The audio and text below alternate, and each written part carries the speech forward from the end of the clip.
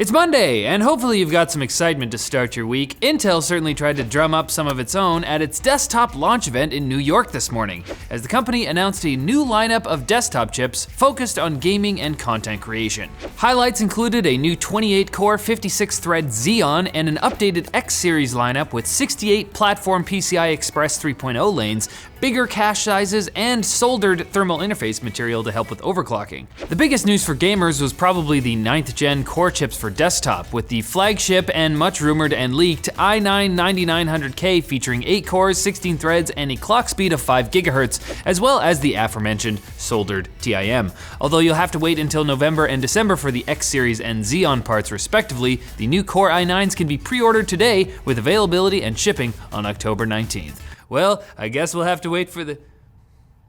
Oh. James isn't here. I'm here. Oh, Dennis! Yeah. Yes, I'm leaving now. Oh, well, so am I. So as we reported in our last episode, the Windows 10 October update has come under fire after many users have claimed that the update is randomly deleting their personal files. Although Microsoft is calling the user reports isolated, they've decided to yank the October update and stop rolling it out while they attempt to fix the issue, and have even claimed that Microsoft support can recover those deleted files, even though everybody else can't seem to see why that would be possible. Although losing important personal data without warning is certainly cause for alarm just by itself, users are also reporting that certain apps from the Windows Store, including the Edge web browser, no longer connect to the internet after the update was installed. We don't know yet when the issues will be fixed, but we can only hope that the update to the update will be a little less disappointing.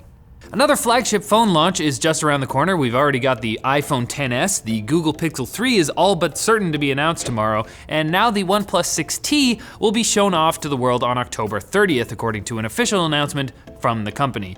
Rumors about its features are currently circulating, including the ever-popular notch, albeit one smaller than what you'd find in an iPhone, USB-C, and the ability to unlock using facial recognition. Interestingly, the phone will also have a fingerprint reader buried inside the screen. However, OnePlus will be ditching the headphone jack, so be prepared to dongle yourself. Thanks, Apple. The OnePlus 6T will probably set you back around $500 US, but more details will be forthcoming at the launch event in New York at the end of the month.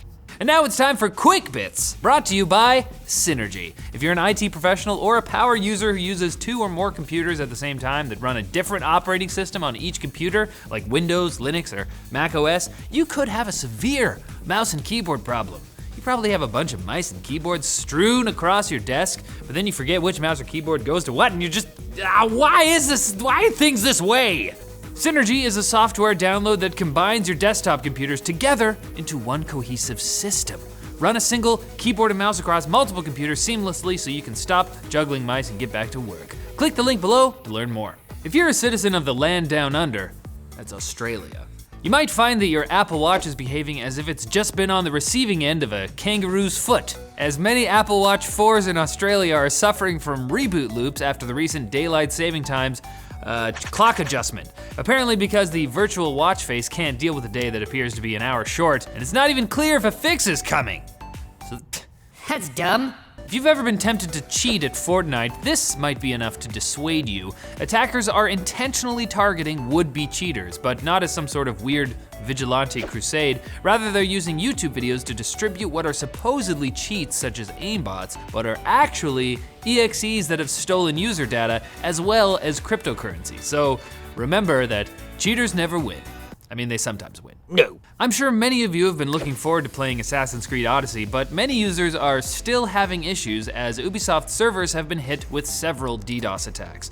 Although Ubisoft said the problem has been dealt with, lots of users are still having connection problems, especially frustrating as it's a single-player game that requires an internet connection. SpaceX has pulled off its first ever ground landing on the US West Coast, with its Falcon 9 rocket landing safely in California.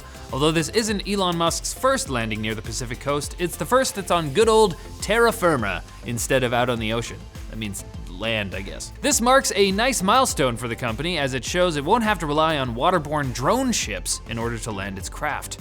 And in case you don't already feel like your smartphone has a mind of its own, it can now crawl around your table thanks to the MobiLim robotic arm, which attaches via USB and can be programmed to your heart's content. Although it can provide haptic feedback and manipulate real-world objects, watching it scoot its way across your desk really is delightfully unnerving. That's it for today, guys, so come back on Wednesday for more tech news that's sure to satisfy rather than unnerve. Hopefully, that's the goal. Love you guys so much, see you later. See you in New York. What?